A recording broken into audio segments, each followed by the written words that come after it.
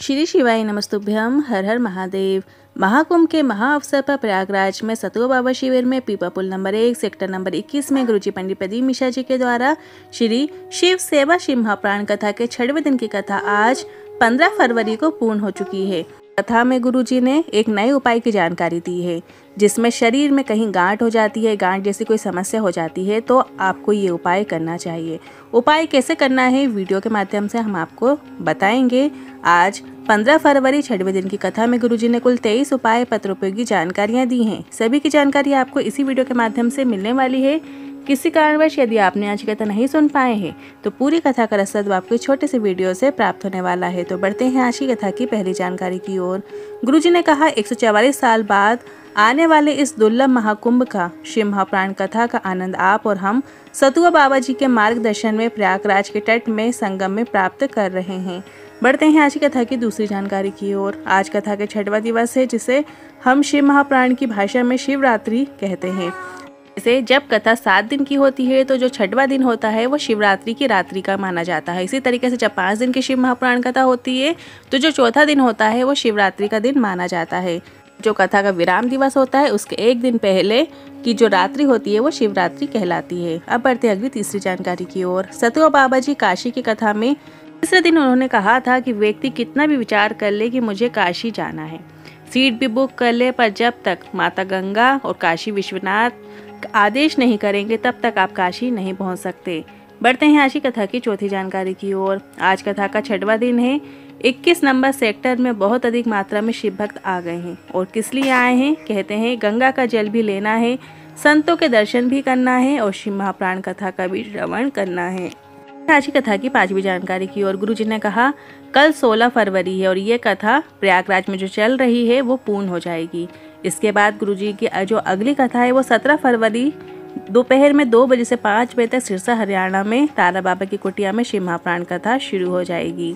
अब बढ़ते हैं अगली 6वीं जानकारी की ओर। गुरुजी ने कहा 10 रुपए की चीज लेते समय हम 50 बार सोचते हैं कि अच्छा है या नहीं, खराब तो नहीं हो जाएगा, पर इस करोड़ों के शरीर के बारे में हम बिल्कुल नहीं सोचते। आपके पास बाइक होगी, उसमें पेट्रोल डलता है, तो क्या आप उसमें नाली का पानी डालते हैं? नहीं डालते, क्योंकि गाड़ी खराब हो जाएगी। उसी तरह परमात्मा ने ये शरीर आपको अन्न डालने के लिए दिया है, पर आप मांस, बीड़ी, सिगरेट और शराब को डाल रहे हो। फिर जब शरीर रूपी गाड़ी खराब हो जाती है तो पछताते रह जाते हो, रोते रह जाते हो, फिर कुछ नहीं हो पाता। बढ़ते हैं आज की कथा की 7वीं जानकारी की ओर। गुरुजी ने कहा पुण्य क्या है? कोई सेठ कई लोगों को भोजन करवा रहा है, बार बार अनाउंस हो रहा है कि ये सेठ जी के द्वारा भंडारा किया जा रहा है, पर वो छोटे छोटे अखाड़े जो सभी को भोजन करा रहे हैं, ना कोई अनाउंसमेंट हो रही है ना कुछ हो रहा है, बस निस्वार्थ सेवा भाव चल रही है, वही असली पुण्य कहलाता है। बढ़ते हैं आज की कथा की 8वीं जानकारी की ओर। गुरुजी ने कहा सुबह एक माता जी कह रही थी कि झूठ बोलने से पाप लगता है तो सच बोलने से क्या लगता है। तो इस पर गुरुजी ने कहा आग। कभी किसी के सामने सच बोल के तो देखो, उसके दिल में आग लग जाती है। बढ़ते हैं आज की कथा की 9वीं जानकारी की ओर। कोई तुमसे कहे कि मेरे पास आओ, मैं तुम्हारा दुख काट दूंगा। गुरुजी ने कहा तो एक बात समझ लेना, इस दुनिया में ऐसा कोई नहीं है जो आपका दुख काट सके, वो आपको बेवकूफ़ बना रहा है। अगर आपको खांसी आई है तो खांसना आपको ही है, यदि आपको छींक आ रही है तो छींकना आपको ही है। उसी तरह कष्ट और दुख आपको आया है तो आपको ही उसे काटना ही होगा, और आप ऐसा 1 लोटा जल लेकर भोलेनाथ के मंदिर में जाकर काट सकते हैं। बस आपको शिवलिंग पर 1 लोटा जल चढ़ाना शुरू कर देना है। बढ़ते हैं आज की कथा की 10वीं जानकारी की ओर। स्वयं महेश उमा से कहते हैं जो मुझे भजता है उसकी 4 चीजें बढ़ जाती हैं। जो शंकर को भजता है, जो शिव कथा सुनता है, शंकर का स्मरण करता है, जो श्री शिवाय नमस्तुभ्यम नमः शिवाय या ओम नमः शिवाय बोलता है, जो शंकर की पूजन करता है, जो शंकर को जल चढ़ाता है, जो शंकर को बेलपत्र अर्पित करता है, उसकी 4 चीजें बढ़ जाती हैं। पहला आयु, दूसरा विद्या, तीसरा यश और चौथा बल। अब बढ़ते हैं आज की कथा की 11वीं जानकारी की ओर। बिपिन जी पत्र लेकर आए, लिखते हैं कि माता जी का अचानक बीपी बढ़ गया था। जांच हुई तो पता चला उनको माइंड का अटैक आ गया है, उनकी याददाश्त चली गई है। उनको शिव पर चढ़े जल को देना शुरू किया और डॉक्टर भी हैरान थे याददाश्त कैसे आ गई।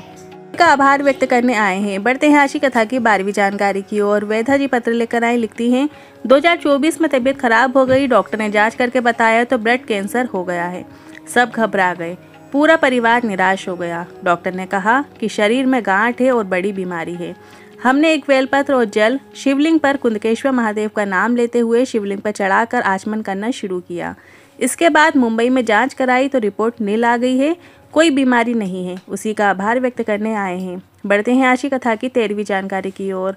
गुरुजी ने कहा, 10th और 12th के एग्ज़ाम आने से पहले हम सभी बेटा बेटियों से कहना चाहेंगे कि आपने साल भर पढ़ाई की है और अभी भी आपको खूब मेहनत करना है और शिव पर एक लोटा जल चढ़ाते हुए एग्ज़ाम देने चले जाना है। आपको निश्चित सफलता प्राप्त होगी।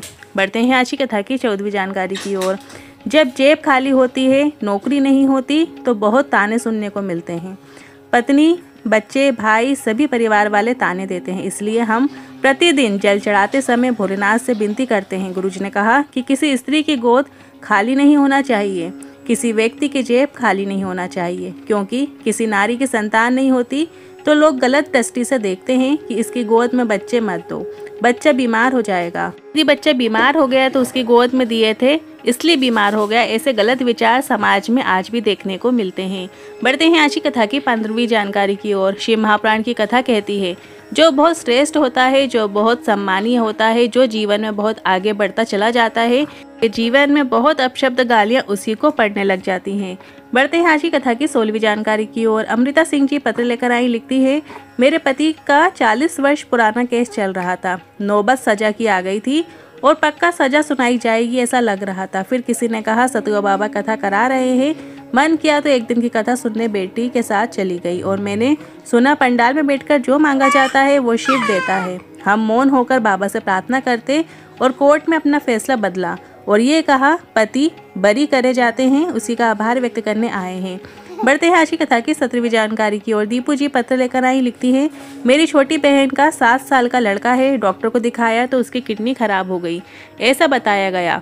उसको दूसरे हॉस्पिटल में दिखाया, वहाँ भी किडनी खराब बताई और डायलिसिस शुरू हो गए और हर महीने हॉस्पिटल में रहता। किसी के कहने पर शिव पर चढ़े जल को उसे देना शुरू किया और डॉक्टर ने कहा था पूरी लाइफ डायलिसिस चलेगी, पर 1 महीने से 2 महीने में डायलिसिस हुआ, उसके बाद पूरी तरह से बंद हो गया है। उसी का आभार व्यक्त करने आए हैं।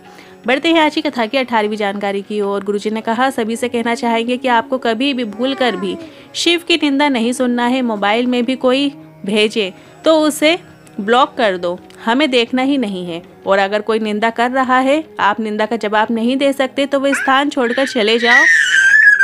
शिव की निंदा बर्बादी की ओर लेकर जाती है। बढ़ते हैं आज की कथा की 19वीं जानकारी की ओर। गरीब और अमीर के घर में एक बहुत बड़ा अंतर होता है। गरीब के घर के सामने लिखा है सुस्वागतम और अमीर के घर के सामने लिखा होता है कुत्तों से सावधान।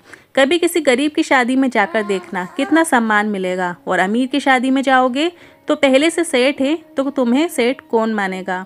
बढ़ते हैं आज की कथा की 20वीं जानकारी की ओर। कल की कथा में गुरुजी ने एक विशेष उपाय की जानकारी दी थी जिसे हमने कल आपको नहीं बता पाए थे। अगर स्त्री या पुरुष जिन्हें गांठ हो गई है, शरीर में कहीं पर भी ऐसी समस्या देखने को मिल रही है, तो आपको सबसे पहले डॉक्टर को तो दिखाना ही है, पूरा इलाज करवाना है। इसके साथ ही शिवलिंग पर माता अशोक सुंदरी के स्थान पर आपको स्पर्श जरूर करना है। जिन लोगों को नहीं पता है माता अशोक सुंदरी का स्थान कहाँ है, तो शिवलिंग में जलाधारी में जो बीच में मोटी लाइन होती है वो माता अशोक सुंदरी का स्थान है। तो माता अशोक सुंदरी के स्थान पर स्पर्श करते हुए बाबा से की गई प्रार्थना रोग मुक्ति प्रदान करती है, आपको निश्चित लाभ देखने को मिलेगा। बढ़ते हैं आज की कथा की 21वीं जानकारी की ओर। शिव के मंदिर में कभी भी दूध चढ़ाने जाओ तो केमिकल वाला दूध मत चढ़ाओ। आपके घर में गाय का दूध है, उसको 1 चम्मच या 1 बूंद भी लेकर जाओ तो देसी गाय का दूध लेकर जाओ और उसे शिवलिंग पे अर्पित करो। बढ़ते हैं आज की कथा की 22वीं जानकारी की ओर। किसी ने क्या खूब लिखा है, गुरुजी ने कहा, स्थान भी हरा हो जाता है जब महाकाल का भक्त तुम्हारे दरवाजे में खड़ा हो जाता है। बढ़ते हैं आज की कथा की 23वीं जानकारी की ओर। इस कथा के बाद गुरुजी की जो अगली शिव महापुराण कथा है वो 17 फरवरी से 23 फरवरी 2025 में तारा बाबा की कुटिया सिरसा हरियाणा में रहेगी। और इसके बाद गुरुजी की जो अगली शिव महापुराण कथा है वो 25 फरवरी से 3 मार्च कुबेरेश्वर धाम में होने वाली है और उसी समय रुद्राक्ष महोत्सव भी चलेगा। महाशिवरात्रि का वही टाइम होता है जो रुद्राक्षों को अभिमंत्रित किया जाता है और वर्ष भर हम सभी को वो रुद्राक्ष प्राप्त होते हैं। आज के इन उपायों से जुड़े मन में कोई सवाल या क्वेश्चन है तो आप कमेंट के जरिए पूछ सकते हैं। साथ ही हमने एक व्हाट्सएप चैनल बनाया है जिसमें रोजाना की विशेष तिथियों की जानकारी आपको प्राप्त होती है। आप हमारे व्हाट्सएप चैनल से जुड़ सकते हैं। हमने कमेंट बॉक्स में उसकी लिंक पिन कर दी है। आप उस लिंक पर टच करके हमारे व्हाट्सएप चैनल को ज्वाइन कर सकते हैं, जो कि एकदम फ्री है। आज का वीडियो थोड़ा भी उपयोगी लगा हो तो वीडियो को लाइक करके कमेंट बॉक्स में हर हर महादेव जरूर टाइप कीजिएगा। श्री शिवाय नमस्तुभ्यम।